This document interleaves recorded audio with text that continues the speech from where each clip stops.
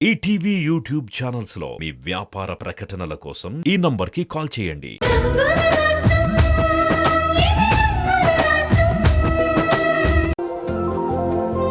ఏమండి కాఫీ?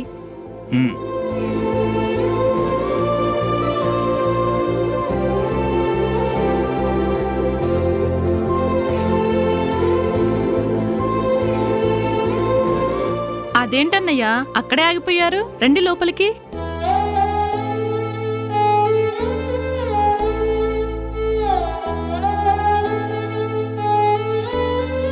ఏరా శశి, ఎలా ఉన్నావు?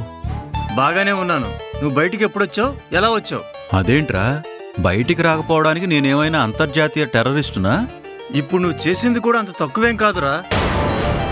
అదేంటండి అన్నయ్యతో అలా మాట్లాడుతున్నారు? మీరు కూర్చోండి అన్నయ్య, నేను వెళ్ళి కాఫీ తీసుకొస్తాను. ఆగువేణా, మర్యాదలేమీ అవసరం లేదు. ఏంటి జగపతి, ఎందుకు వచ్చావో చెప్పు. అవతల నాకు ఆఫీసులో మీటింగ్ ఉంది. చూడు శశి, నీకు నేను ఎన్నోసార్లు ఎన్నో రకాలుగా సాయం చేశాను. అదంతా ఇప్పుడెందుకు చెప్తున్నావు? అయినా లాభం లేకుండా నువ్వు ఏ పని చేయవు కదా. డబ్బిస్తే వడ్డీ తీసుకునేవాడివి, టెండర్స్ ఇప్పిస్తే పర్సంటేజ్ అడిగేవాడివి. అందులో సాయం ఏముందిరా? నీ స్వార్థం తప్ప. సరే, అలాగే అనుకుందాం. ఇప్పుడు నా పరిస్థితి ఏమీ బాగోలేదురా. అందుకే కొద్ది రోజులు నీ గెస్ట్ హౌస్లో ఉంటాను. నాకు కొంత డబ్బు కావాలి. ఈ కేసంతా క్లియర్ అయిపోయాక నీ డబ్బు వడ్డీతో సహా ఇస్తాన్రా. చూడు జగపతి, ఈ కేసు నుంచి నువ్వు బయటపడడం అంత ఈజీ కాదు. నీ ఆస్తులన్నీ ఈడీ అటాచ్ చేసింది. నీకు చిల్లి గవ కూడా మిగలదు.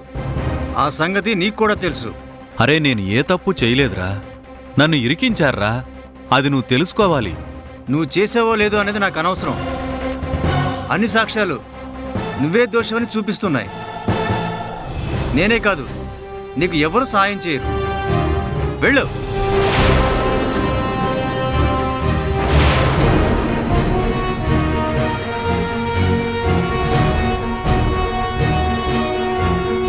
వాచ్మెన్, ఎవరినైనా పంపించే ముందు ఎవరో ఏంటో తెలుసుకుని పంపించు.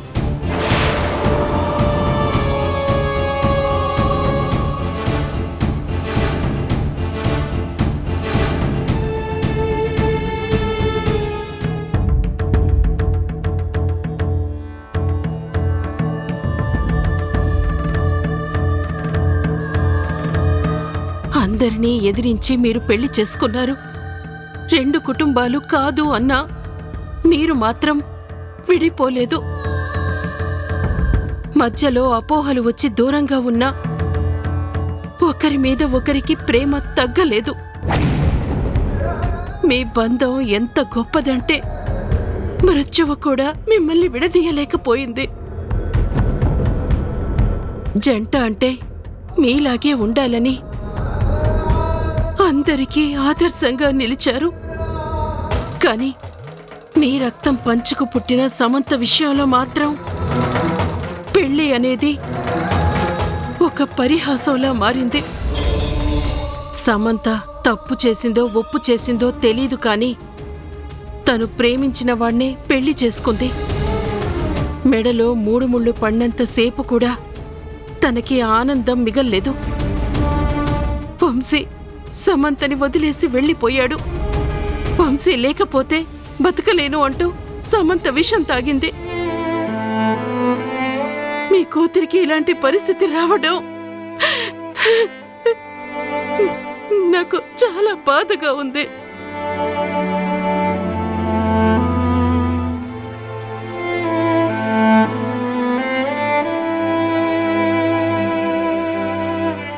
ఏంటి పూర్ణ, సమంత జీవితం ఇలా అయిందని ఎప్పుడో మనకి దూరమైన రఘు సీతలకు చెప్తున్నావా? మరేం చేయమంటారండి? ఏ దేవుడు కరుణించడం లేదు. ఎంత చెప్పినా వంశీ కనికరించడం లేదు. వంశీ లేకపోతే తను బతకలేనని చెప్తున్నా సమంతని ఎలా ఓదార్చాలో నాకర్థం కావడం లేదు. సమంతను చూస్తే బెంగగా ఉందండి. దాని జీవితం ఏమైపోతుందోనని భయంగా ఉంది. బాధ ఎవరికి చెప్పుకోవాలో అర్థం కావడం లేదు.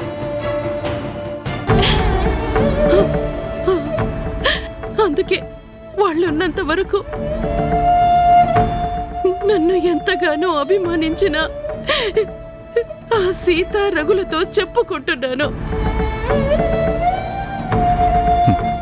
నువ్వు ఆడదానివి కాబట్టి మనసులో ఉన్న బాధని కనీసం ఫోటోతో అయినా పంచుకుంటున్నావు. కానీ నేను మగాణ్ణి పూర్ణ.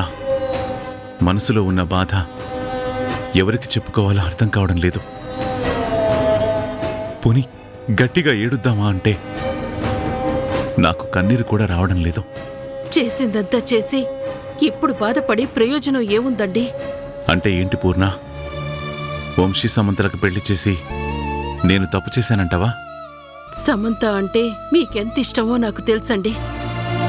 ఆ ప్రేమతోనే కదా వంశీకి సమంత మీద ప్రేమ లేదని తెలిసినా ఇద్దరికీ పెళ్లి చేశారు. కానీ ఏం జరిగింది?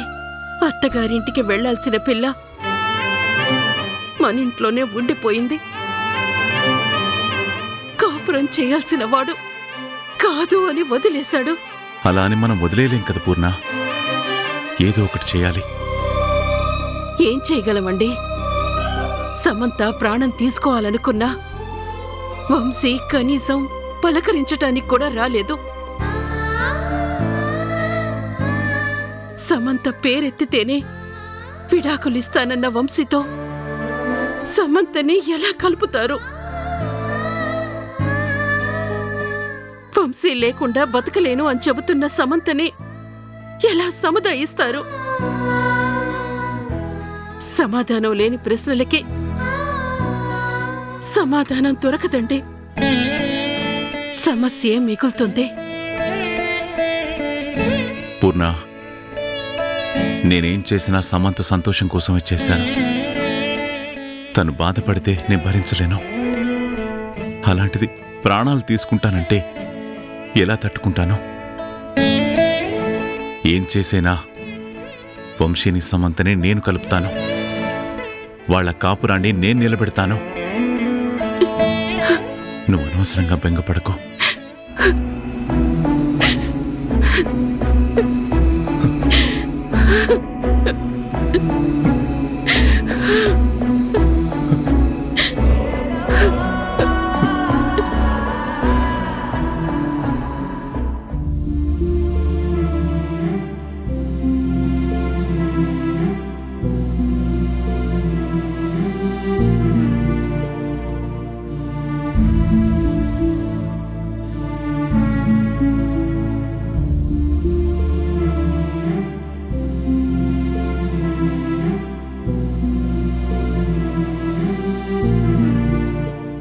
లోపల ఎవరూ లేరా? లేక కావాలని నన్ను పట్టించుకోవడం లేదా?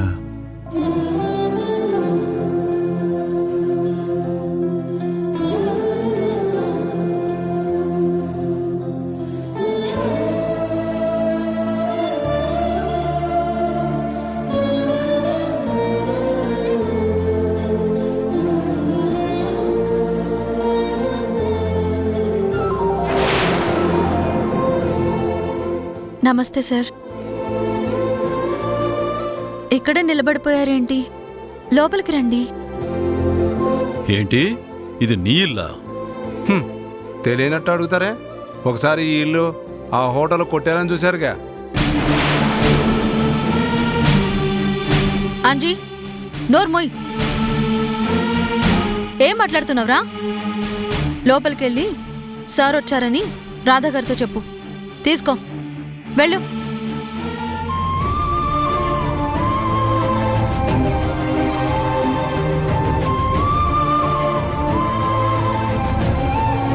సార్, నేనేం మీ ఇంటికి రావాలని రాలేదు. శారదను చూద్దామని వచ్చాను. ఎలాగో వచ్చారు కదా, లోపలికొచ్చి చూడండి. పర్వాలేదులే. ఏంటి సార్, మీలాంటి వాళ్ళు ఇలాంటి చిన్న ఇంట్లో ఉండలేరని నాకు తెలుసు. మీ బంగళాలో ఉండే సుఖాలు ఇక్కడ ఉండకపోయినా ఇక్కడ బంధాలుంటాయి. రండి, నాకిష్టం లేదు, అయినా నువ్వు రమ్మన్నావని నేను వస్తున్నాను. సరే రండి సార్.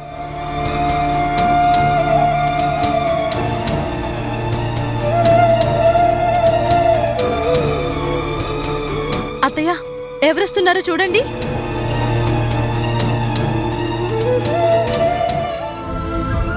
ఏమండి ఎలా ఉన్నారు? జీవితంలో ఎలా ఉండకూడదో అలా ఉన్నాను.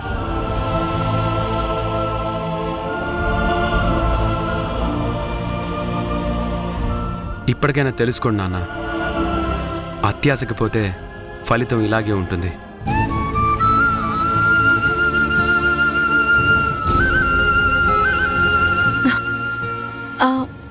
ఏంటండి ఆ మాటలు? ఇంటికొచ్చినా మీ నాన్నగారితో ఇలాగేనా మాట్లాడేది?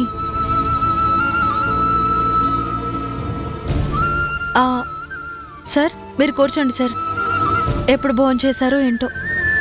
అమ్మా భోజనం తీసుకునిరా. అలాగే అమ్మా. సార్ కూర్చోండి.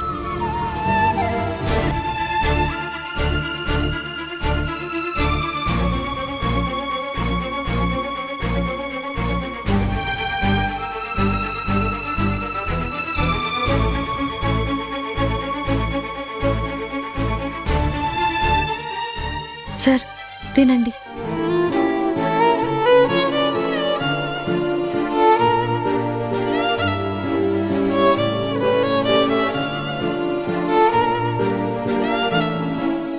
ఆకలి అంతస్తులు చూడదు నాన్న, అన్నాన్ని మాత్రమే చూస్తుంది. ముందు తినండి. ఏంటి ఇది భోజనమా? చికెన్ మటన్లు ఏమి లేవా?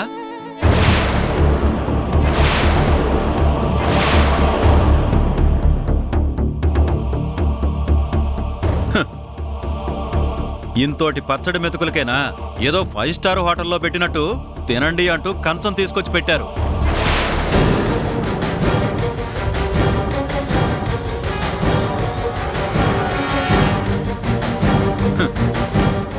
ఏరా రాధా, ఈ బతుకు నీకు గొప్పగా ఉంది. చూసారా నాన్న, అన్నం ముందున్నా కూడా మీకు అహంకారమే అడ్డొచ్చింది. ప్రతి మనిషి కూడా అవసరం ఉన్నప్పుడు ఒకలా ఉంటారు, అవసరం తీరిపోయాక ఒకలా ఉంటారు. అది నాన్న మీ బుద్ధి.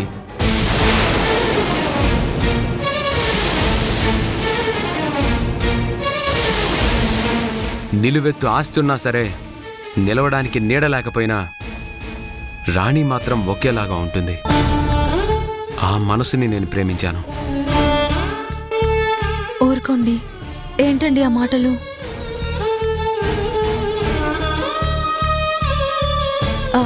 సార్ మీరు లోపలికి వెళ్ళి రెస్ట్ తీసుకోండి. మీకు కావాల్సింది నేను వండి పెడతాను.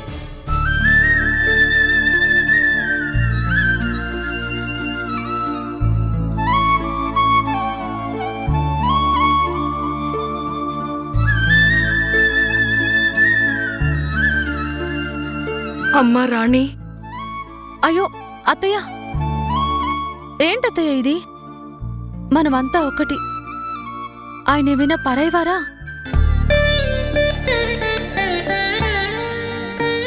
అమ్మా రాణి. ఊరుకోండి ఊరుకోండి అత్తయ్య.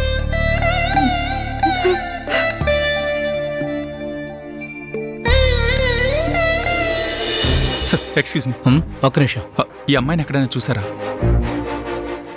తెలియదండి. ఒకసారి సరిగా చూసి చెప్పండి, ఎక్కడైనా చూసారా?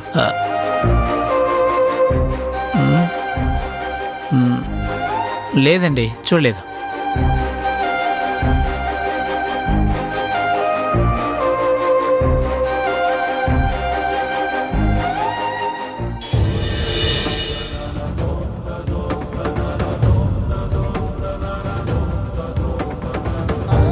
ఎక్కడికి వెళ్ళిపోయావు వర్ష? ఎవరికి కనిపించకుండా ఎందుకు దూరంగా వెళ్ళిపోయావు? నువ్వు కనిపించట్లేదని తెలిసిన దగ్గర నుంచి నాకు పిచ్చెక్కిపోతుంది. ప్రేమించిన నా పరిస్థితి ఇలా ఉంటే నిన్ను ప్రాణంగా చూసుకున్న మీ అక్క పరిస్థితి ఇంకెలా అవుతుంది? మరి అంతలా అభిమానించే మీ అక్కని వదిలేసి ఎలా వెళ్ళిపోయావు? ఒక్కసారి కనిపించు వర్ష.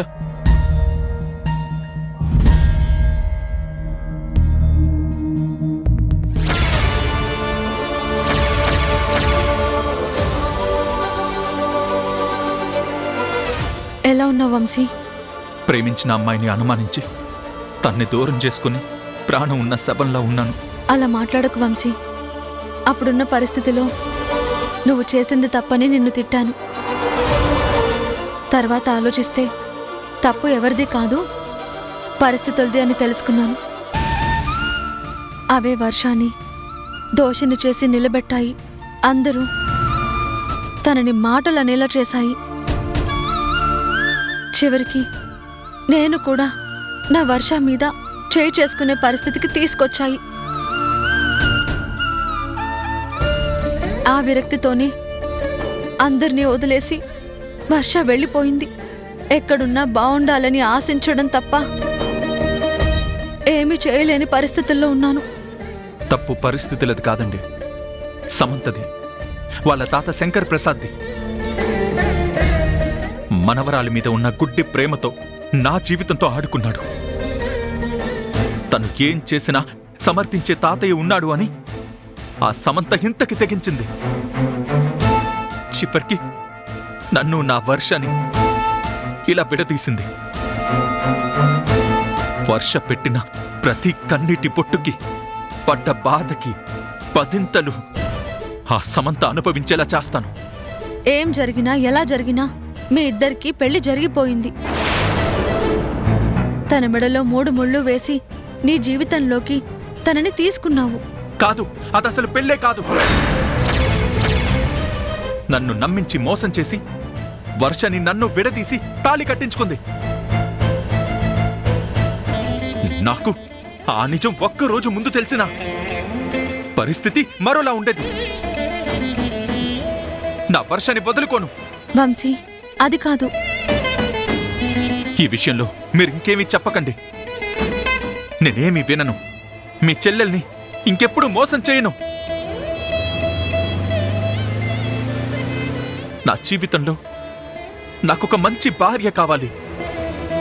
అది వర్షే అవ్వాలి.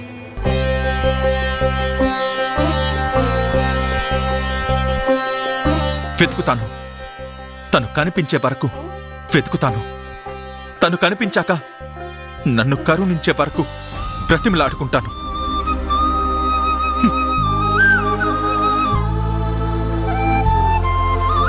వంశీబాబు,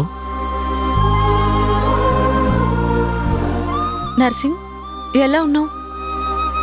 నేను బాగానే ఉన్నానమ్మా. కానీ ఏం నర్సింగ్, సార్ వాళ్ళ ఇంట్లో మళ్ళీ ఏమైనా సమస్య వచ్చిందా? అవునమ్మా, సమంతమ్మ విషం తాగింది. చావు అంచుల దాకా వెళ్ళొచ్చిందమ్మా.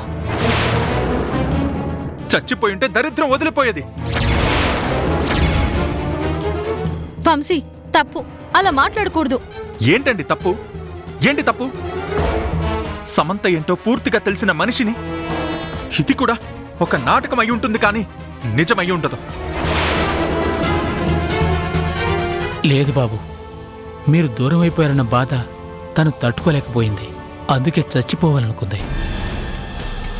అయితే వెళ్ళి చెప్పు, వంశీ, తను బ్రతికినా నేను తనకి దగ్గర కానని. ఈసారి బ్రతికే అవకాశం లేకుండా చచ్చిపోమని చెప్పు. ఏంటి వంశీ ఆ మాటలు? తను ఇప్పుడే చెప్పాను కదండి, సమంతకి నాకు ఏ సంబంధం లేదని.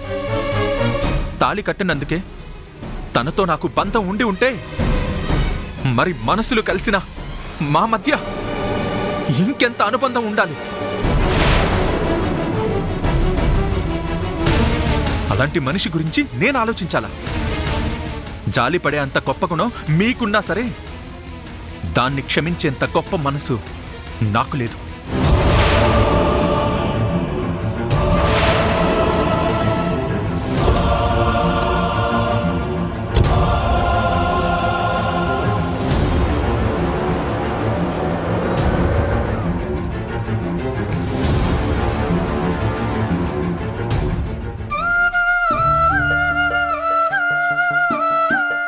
అమ్మా, నేను వస్తానమ్మా.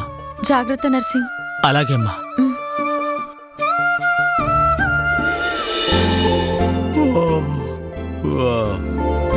కాఫీ కాఫీ కాఫీ కాఫీ అరే కాఫీ అంటే ఎవరో వినిపించుకోరే. ఇస్తాను సార్. అంజీ పాల ప్యాకెట్ తీసుకురావడానికి వెళ్ళాడు. తీసుకురాగానే ఇస్తాను సార్. కనీసం ఇంట్లో కాఫీకి పాలుంచుకునే స్తోమత కూడా లేదన్నమాట మీ బ్రతుక్కి.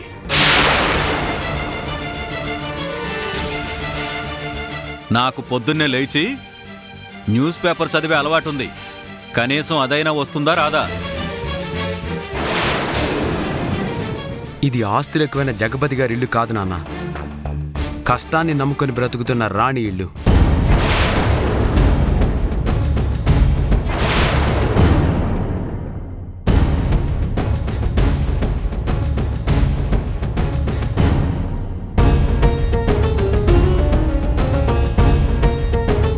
ఎరా ఇడియట్, పొద్దున్నే వెళ్ళి పాల ప్యాకెట్ తీసుకురావడం తెలీదా నీకు? నాకు బెడ్ కాఫీ తాగడం అలవాటు. ఇదిగో ఇక్కడ ఉండటం వల్ల ఈ రోజు ఇంతవరకు కాఫీ అనేదే లేదు. ఏం మనుషులో ఏంటో ఎందుకు పుడతారో తెలీదు. ఏంటండి మా అక్కను చూసి అంటున్నారు? మా అక్కే లేకపోతే మీరు జైలు నుంచి బయటకు వచ్చేవాళ్ళ? జైల్లో మీకు రోజు ఇలా కాఫీ ఇస్తారా? మాకు బ్రతుకు తెరువైన హోటల్ నమ్మి మిమ్మల్ని బయటికి తీసుకొచ్చింది మా అక్క.